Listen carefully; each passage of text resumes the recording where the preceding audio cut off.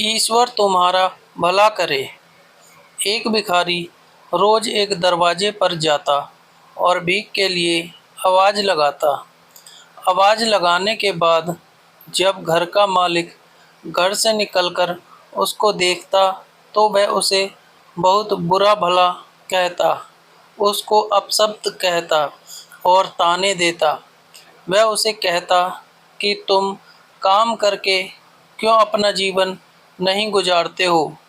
क्या सारी उम्र सबके घर भीख ही मांगते रहोगे? यहाँ तक कि कभी कभी वह मालिक उस भिखारी को गुस्से में धक्का भी दे देता था, किंतु वह भिखारी उसकी उन सारी बातों को बस इतना ही कहकर टाल देता कि ईश्वर तुम्हारा भला करे तथा तुम्हें सद्बुद्धि दे।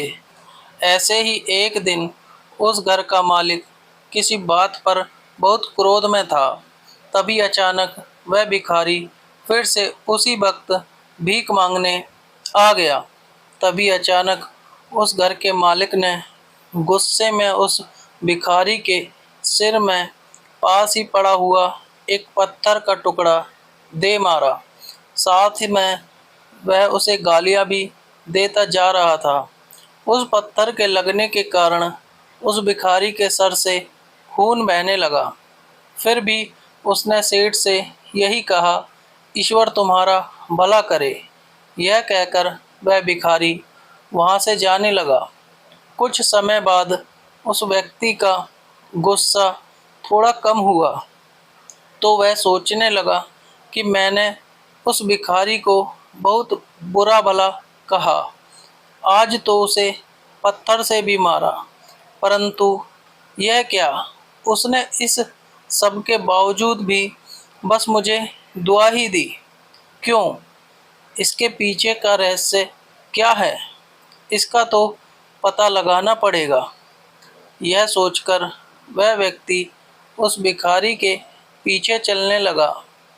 उस दिन वह भिखारी जहाँ भी जाता वह व्यक्ति उसके पीछे पीछे जाता।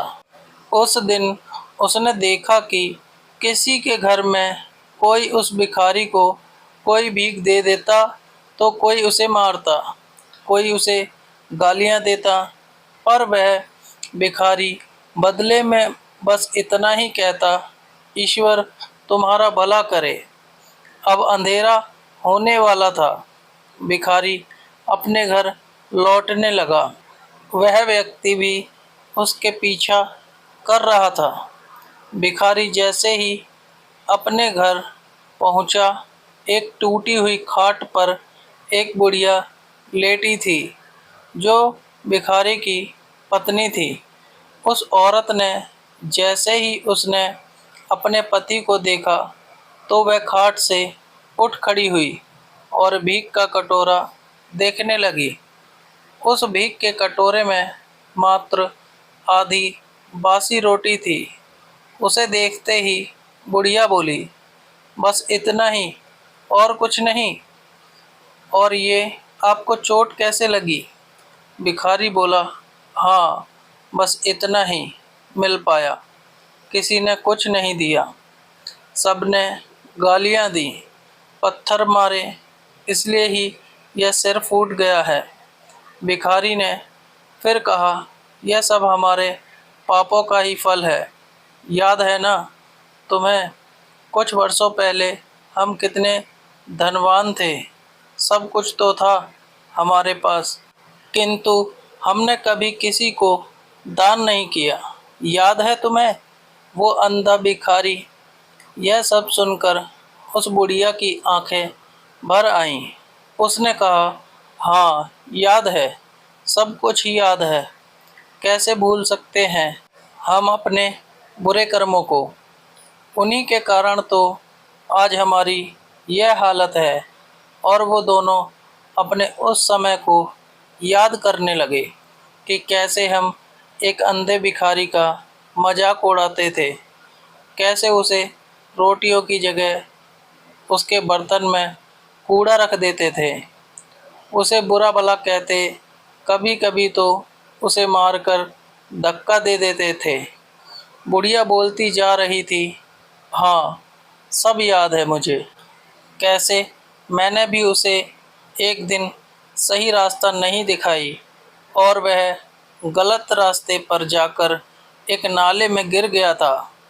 जब भी वह हमारे द्वार पर आकर रोटियां मांगता तो मैंने बस उसे सदैव गालियां ही दी। एक बार तो उसका कटोरा तक फेंक दिया और वो अंधा भिखारी हमेशा कहता था, तुम्हारे पापों का हिसाब ईश्वर करेंगे, मैं नहीं।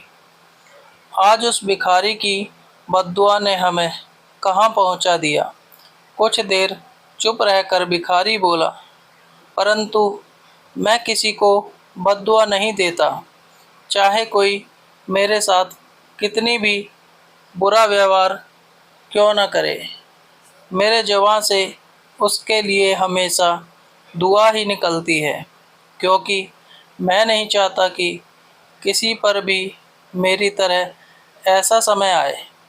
मेरे साथ अन्याय करने वालों को भी मैं दुआ देता हूँ, क्योंकि उन्हें तो ऐसा करके पता ही नहीं है कि वो क्या पाप कर रहे हैं, परंतु ये सब ईश्वर देख रहा है।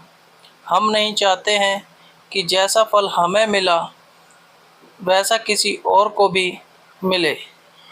वह व्यक्ति वहीं पास ही खड़ा हुआ यह सब सुन रहा था, परंतु वो भिखारी और उसकी पत्नी उसे देख नहीं पाए थे। अब उस व्यक्ति को सारी बात समझ आ गई थी। भिखारी और उसकी पत्नी ने उसी रोटी के टुकड़े को मिल बांटकर खा लिया और प्रभु का नाम लेकर सो गए।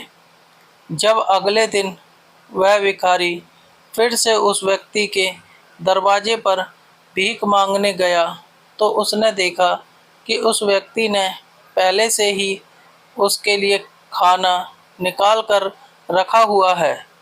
उसने भिखारी को वह खाना दे दिया और अपनी गलती की क्षमा मांगते हुए बोला, बाबा, मुझे माफ़ कर दो, मुझसे बहुत बड़ी गलती हो गई।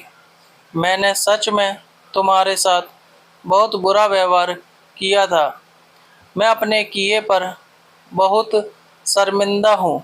भिखारी ने कहा, ईश्वर तुम्हारा भला करे। यह कहकर वह बूढ़ा भिखारी वहाँ से चला गया। यह पढ़कर एक बात तो समझ आ गई कि इंसान तो बस दुआ और बद्दुआ देते हैं, परंतु उसे पूरा ऊपर वाला ही करता है। वह हमें दंड भी हमारे कर्मों के हिसाब से ही देता है। इसलिए हमेशा अपने कर्मों पर ध्यान दीजिए। किस्मत तो आपकी संवर ही जाएगी। जितना ज़्यादा हो सके बस अच्छा कर्म कीजिए। बाकी सब का हिसाब बस ऊपर वाले के पास छोड़ दीजिए। वीडियो अगर पसंद आया हो तो वीडियो को लाइक और चैनल को सब्सक्राइब करें और अपने दोस्तों के साथ शेयर करें। धन्यवाद।